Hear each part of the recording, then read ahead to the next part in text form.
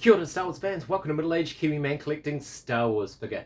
Now this past weekend I did another live stream on my Legends of TVC. It was episode 4, and I want to say a massive thank you to John, Augustin and Lando from the Star Wars Vintage Collection Facebook group. I had such a blast talking to you guys for over 2 hours actually, and thank you very much to everyone who was able to join us live. It was really cool having you guys there and your comments. And if you weren't able to make it live but you watched it afterwards, thank you to you too. Now in this video I'm going to do a review of Dedra Meero VC346, and I'll be honest with you, I've been putting this review off and I'll tell you why. Alright, there she is, VC346 Dedra Meero from the Andor TV show.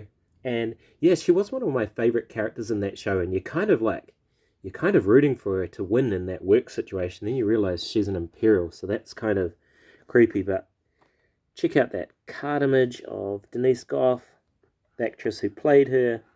I think it's a really cool card image, captures her look really nicely. And on the back there, as we expect, VC346 with a picture of the figure and her blaster. So yeah, awesome packaging. I think it's really nice. The reason I've been putting off this review is basically the controversy around the legs. Because I've been so looking forward to having this character in TVC, I wasn't looking forward to the leg situation, but we'll open her up and we'll make our own assessment. Alright, and there is her only accessory. It is a little blaster. I think it's a DL44, something like that.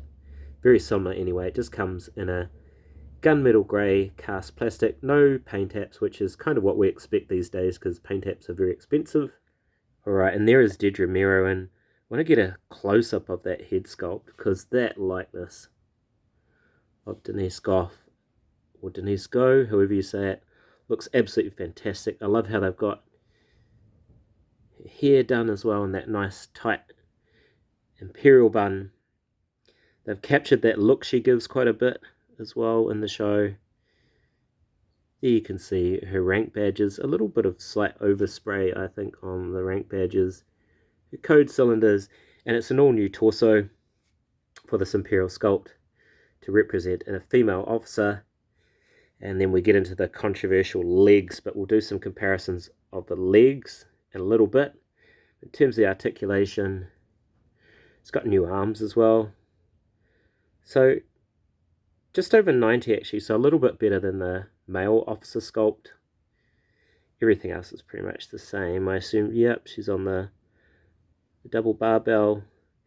And even with her neck, you can still get quite a lot of up and down movement, so that's cool expression wise.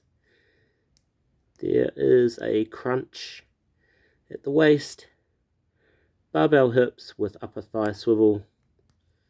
She's got the Jodhpur pants that flare out and the Imperial boots, and that knee is less than 90, which is not cool, and rocker ankles, so that's the articulation. Right, and here are all the ISB officers that I have in my collection. So we've got Colonel Yularen. He's got a little bit yellow. He's a horrendous swivel elbows, I think from that Imperial briefing set, the Death Star briefing set, where Darth Vader starts choking out his colleagues. You can see there that Dedra Meero is shorter than her male counterparts, but the controversy here is, and what's this guy doing anyway, Cal Kestis? You don't look like an officer holding a lightsaber. That's not Imperial issue. So we just have a look at those guys.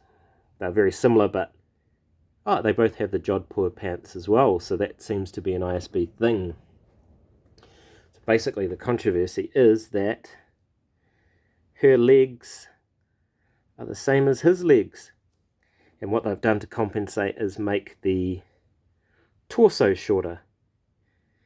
And a lot of people say, well, that just doesn't look like female proportions. But females and males come in all shapes and sizes, so I actually think it doesn't look too bad, to be honest. I'm going to be honest, I don't mind it.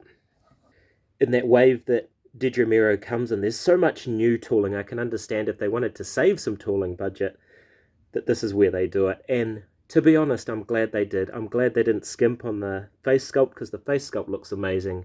And I'm glad they updated the torso and the arms, because that would have made it look super weird. Alright, here are some other female characters that have been recently done in the vintage collection, and as you can see there's a range of body types, so I think she fits in really well, actually. I don't have a problem with it at all.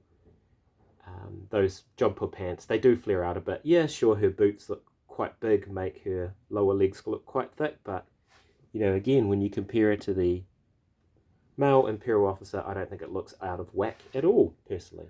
Overall, Dedra Meero VC346, I really like her. I think she's an awesome figure. The likeness is absolutely superb. Yeah, the legs aren't perfect, but to be honest, the legs are good enough for me.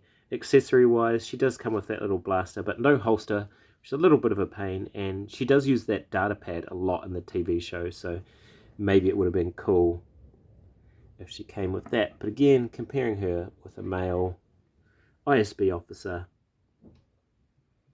I don't think it looks too bad at all.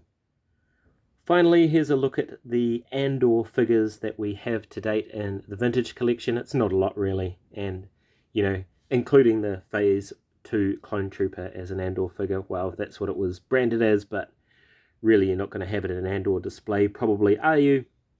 And I actually think that the Dedra Meero is one of my favourite figures.